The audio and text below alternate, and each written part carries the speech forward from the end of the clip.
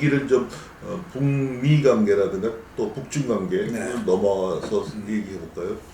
지금 이제 이렇습니다. 미국과 북한 간의 관계는 사실은 1990년대에 들어와서 핵 문제가 표면화될 때까지는 사실상 없었어요. 그 이제 1953년 군사정전 협정을 체결해가지고 미국이 한국 전쟁을 종결을 시키고 미국은 한반도에서 거의 손을 떼다시피 했단 말이에요. 미국이 한반도 문제 가지고 직접 투자를 해보니까 이해관계가 맞지 않는다. 뭐 그런 결과도 나왔고, 또 하나는 북한이라고는 존재를 미국이 이해를 못했기 때문에 북한 문제를 완전히 해결할 수 있는 실력과 능력을 미국이 개발하지 못했다 하는 데 대한 여러 가지 거부 반응 때문에 한반도를 거의 사실상 포기하고 대한민국을 통해서 간접 관리하는 냉전 체제가 지속되는 동안은 미국은 어떻게든지 소련과 중국을 통해서 북한을 관리하려고 그랬죠. 그런데 이제 냉전 체제가 후반기로 들어오면서 공식적인 냉전 체제는 와해가 됐고 탈냉전 시대에 러시아와 북한 관계, 러시아와 중국과 북한 관계에 많은 변화가 생겨가지고 미국이 러시아와 중국을 통해서 북한을 관리하던 그런 그 시대가 또 막을 내렸어요. 그 과정에서 가장 두드러지게 나타난 것이 핵 문제의 등장이죠. 그 이제 1984년부터 북한이 핵무기 개발을 시작하는데 그 핵무기를 시작할 무렵만 하더라도 소련과 중국의 이해관계는 북한의 핵 개발에 대해서 부정적이었죠. 그러나 북한에 대한 통제가 약화됐기 때문에 북한이 그 이 핵무기 개발하는 것을 그 소련과 중국이 효과적으로 통제하지 못했고, 러시아와 중국을 통해서 북한을 관리하던 시대가 또 이제 그 막을 거두게 됐어요. 이제 그런 과정에서 1989년에 북한의 핵 문제가 정말 돌연 국제적 관심사로 등장했단 말이에요. 왜 등장했느냐? 북한의 핵 문제는 이제 1960년대부터 국제적으로 핵 보유국 사이에서 핵에 대한 공포심이 아주 증대가 됐어요. 왜냐하면 이제 1950년대 초에 6개 나라가 이제 핵을 보유하게 됐고, 미국, 소련이 핵 무기의 양을 아주 엄청나게 늘려가지고 한동안은 두 나라가 합쳐서 가지고 있는 핵탄 대수가 거의 10만 발에 가까워졌단 말이죠. 중국, 영국, 프랑스, 그 다음에 이제 인도, 파키스탄, 이스라엘은 1960년대에 들어와서 비밀리에 핵무기를 개발하는 것을 구긴해준 그런 데서 북한이 노리는 것도 비공인 핵보유국이죠. 그 8개 나라인데 그 5개 공인된 국가, 그 3개 비공인, 거기 이제 북한이 1990년대에 추가적인 비공인 핵보유 국가를 지금 등장하느냐 안 하느냐 하는 ambiguity, 애매모호성이 지금 지속되고 있는 거예요. 그 과정에서 1960년대에 와서 미국과 소련이 공포감이 생겼어요. 왜냐하면 핵무기를 가지고 있는 나라 간에 핵무기를 상대방이 사용하지 못하게 소위 체크메이트 할 수 있는 기능이 발견되지 않았단 말이죠. 핵무기는 핵무기의 그 엄청난 위력 때문에 일단 한 나라가 사용하면은 그 핵무기를 사용한 나라에 대해서 제재를 가한 유일한 방법은 핵무기를 가지고 있는 다른 나라가 보복 retaliatory 공격을 가하는 방법밖에 없단 말이에요. 그러면은 결국 핵무기를 사용하면은 상대방만 죽는 게 아니라 나도 죽는 공도동망의 그 현상이 생기게 됐단 말이죠. 이것을 소위 그 영어로 mutual assured destruction, 상호 확증 파괴다. 그래서 핵 보유국 간의 관계가 상호 확증 파괴 이론에 의해서 규제받는 관계가 된단 말이죠. 이것을 어떻게든지 중지시키기 위해서는 두 가지 일을 해야 된단 말이에요. 하나는 이미 만들어지는 핵무기를 제한하고 감축하는 문제가 있고, 또 하나는 핵무기를 가지고 있지 않은, 개발하지 않은 나라가 더 이상 핵무기를 갖지 못하게 하는 비확산, 확산금지 문제가 나왔단 말이에요. 그래서 이제 1960년대부터 이제 미소 간에 핵무기 제한 협상, Strategic Arms Limitation Talk가 시작돼가지고 그 시점에서 핵무기를 더 만들지 않는 그런 이제 합의가 이루어지고, 그 바탕에서 Strategic Arms Reduction Talk, START 감축 협상이 시작돼가지고 한동안 거의 10만 발까지 가까웠던 그 핵탄두가 지금은 한 3만 개 이내로 줄었죠. 지금 미국과 러시아가 각 한 10,000개씩 가지고 있고 나머지 이제 몇천 개, 3, 4천 개를 그 이제 나머지 핵보유국 7개 나라, 북한을 벌써 7개 나라가 가지고 있는 그런 현상이란 말이에요. 그런 현상이라서 핵 비보유국에 대해서는 확산금지 조약으로 엄금을 했는데 그걸 뚫고 인도, 파키스탄, 그 이제 이스라엘이 핵무기를 보유하게 됐고 그 다음에 북한이 지금 하려고 하니까 미국이 주도하는 핵 확산 금지 조약, 뉴클리어 Non-Proliferation Agreement, 핵 확산 금지 조약이 1980 몇 년에 그 이제 그 국제적으로 채택이 돼가지고 이것에 의해서 핵무기가 확산되는 걸 금지하고 있는데 그 핵무기 확산 금지를 위한 국제적 노력의 맹주가 미국이란 말이죠. 그 미국이 유엔을 통해서 NPT 질서를 유지해 왔는데 그것이 부분적으로는 인도, 파키스탄, 이스라엘에서 이미 파괴됐지만은 남아연방과 리비아 이런 2, 3개국에서는 NPT 체제를 강조해가지고 핵무기를 개발하는 것을 억제했단 말이에요. 이란도 그렇죠. 그런 가운데서 북한이 1980년대 중반부터 핵무기 개발을 시작했단 말이죠. 근데 미국이 북한에 대해서 관심이 없었기 때문에 1989년까지는 미국이 가지고 있는 여러 가지 전술적 정찰 자산을 가지고 북한이 영변에서 일하고 있는 일을 가령 사진 자료라든가 이런 물적 자료는 확보했지만은 정보라는 것이 물적 자료를 가지고 있는 것만 가지고는 정보가 되지 않죠. 물적 자료를 분석 평가하는 작업이 수반이 돼야 이것이 정보가 되는데 미국이 그걸 안 했어요. 미국 왜 그걸 안 하냐? 미국이 상대한 나라가 세계적으로 200여 개 국가인데 미국 CIA 같은 그 정보기관이 가지고 있는 분석 평가 자산이 제한되어 있으니까 그때 미국이 이 나라가 지금 긴급하게 중요하다는 나라를 대상으로 해서만 소위 분석평가 자산을 배정해서 활용하는데 1989년까지는 미국이 북한의 핵 문제에 대해서 그런 국가적 차원에서 보유하고 있는 분석평가 자산을 활용하지 못했단 말이에요.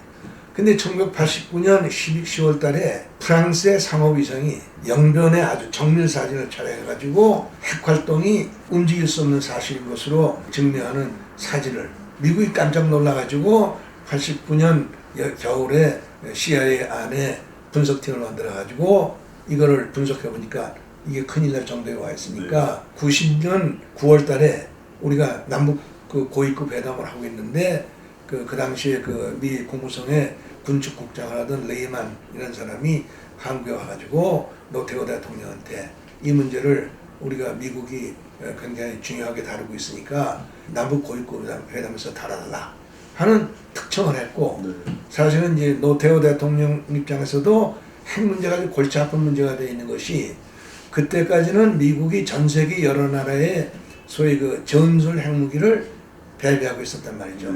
한국에도 이 군산과 몇 군데 전술 핵무기가 그 배치가 돼 있었고 이것이 이제 뭐 비단 남북 관계에서뿐만 아니라 우리 한국이 이제 점점 국제적으로 시야가 넓어지는 외교 활동을 전개하는데 굉장히 부담이 되고 있었단 말이죠. 특히 비동맹 국가라든가 이런 이 국가에서 이거 아주 크게 문제를 삼고 있으니까 그러던 차인데 부시 아버지 대통령이 이 북한 핵 문제를 다루려니까 또 하나는 북한 핵 문제뿐만 아니라 그 무렵에 미국이 이제 1차 이락 전쟁을 벌입니다. 1차 이락 전쟁을 가지고 이락에 굉장히 그 외교적 압박을 가하는데 사담 후세인이 아주 완강하게 저항을 하니까 미 군부 안에서 이락을 쳐야 된다. 그 치는데 이것을 효과적으로 치기 위해서는 전술 핵무기를 사용해야 된다. 이론이 굉장히 크게 일어났어요. 그래서 네오콘 그 보수주의 세력 그 AI를 중심으로 해가지고 이 사람들이 그 제한된 핵 공격을 주장하고 그러는데 그 미국 이제 행정부 차원에서 여러 가지로 분석을 해보니까 도저히 그걸 할 수가 없단 말이에요. 왜 할 수가 없느냐? 핵무기를 미국이 제일 먼저 사용했다. 그렇지 않아도 지금 그 원죄 비슷하게 히로시마 나가사키의 핵무기를 사용한 데서 오는 여러 가지 정신적 그 부담을 느끼고 있는데 또 그 몇십 년 후에 핵무기를 또 선제 사용했다. 그러면은 거기에 대한 여러 가지 도덕적 차원에서의 비난을 감당할 수 있는 능력. 이락에 대해서 그 제한된 핵무기를 사용해서 미국이 소기했던 군사적 목적을 100% 달성했느냐. 거기에 대한 그 평가상의 불확실성. 그 다음에 세 번째로는 이것을 이락에 대해서 잘못 사용했다가는 회교권에서 어떻게 반응을 하겠느냐. 그러잖아 지금 미국이 회교권하고 외교관계가 아주 굉장히 나빠지고 있는데 그 이슬람교 국가에 대해서 미국이 핵무기를 사용했다. 그러면은 전체 이슬람 국가들의 반응이 어떻게 될 것이냐는 데 대한 두려움. 이것 때문에 부시 대통령이 쓸 수가 없다. 그럼 쓸 수가 없으면은 해외에 핵무기를 배비한 것이 이해타산에서 어떠냐 하는 것을 평가한 결과 불리한 점이 이런 점보다 많다. 그래가지고 1990년 11월에 부시 대통령이 전 세계에 나가 있는 전술 핵무기를 걷어들이는 그 대통령 행정명령을 발동한단 말이에요. 그 전에 노태우 정부에서도 이게 남북회담을 하는데 한국에 있는 핵무기 때문에 부담이 된다 하는 얘기를 우리가 했어요. 그러니까 맞아떨어져가지고 핵무기를 철거했지. 전술 핵무기를. 철거하고 나니까 북한하고의 NPT에 의한 이걸 그 다루는데 협상 상대로서의 북한이 보통 껄끄러운 존재가 아니란 말이에요. 북한이 껄끄러운 존재라는 것은 1950년대 초에 판문점 휴전 협상에서 미국이 아주 대인 적이 있죠. 미국이 이제 북한에 대해서 비핵화를 요구하고 났단 말이죠. denuclearization. 그 denuclearization이라고 하는 것은 핵무기를 가지고 있지 않은 나라가 핵무기를 갖지 않는 것에 의미를 갖는단 말이죠. 비핵화라는 것은. 근데 북한은 이것을 뭘로 역습을 하고 나오냐면은 비핵지대화 주장을 들고 나왔어요. Nuclear Free Zone. 비핵지대화는 비핵화가 핵을 갖는 것을 금지하는 것이지만은 비핵지대화는 핵무기를 가지고 있는 나라들이 가지고 있는 핵무기를 없애고 그 핵무기를 사용하지 않는 데 대한 보장을 하는 것이죠. 비핵화는 한반도의 경우 대상이 북한이고 왜냐하면 남한은 핵무기를 안 가지고 있으니까. 그런데 비핵지대화 그러면은 북한보다도 1차 대상이 미국이 될 수 있다.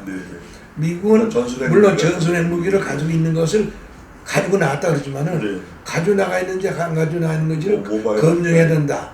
또 하나는 미국의 그 전술 핵무기는 그 전략 그 과도에 있어가지고 미국에 있어도 몇 시간의 노티스로 투입될 수 있고 또 미국의 전략이 북한과의 그 전쟁에서 핵무기를 사용할 수 있는 가능성을 열어놓고 있으면은 그거는 핵무기를 가지고 나가 있는 것이 아니다. 그러니까 그 모든 걸 금지하는 비핵지대와 그 협상을 하자 이렇게 나오니까 안 된단 말이에요.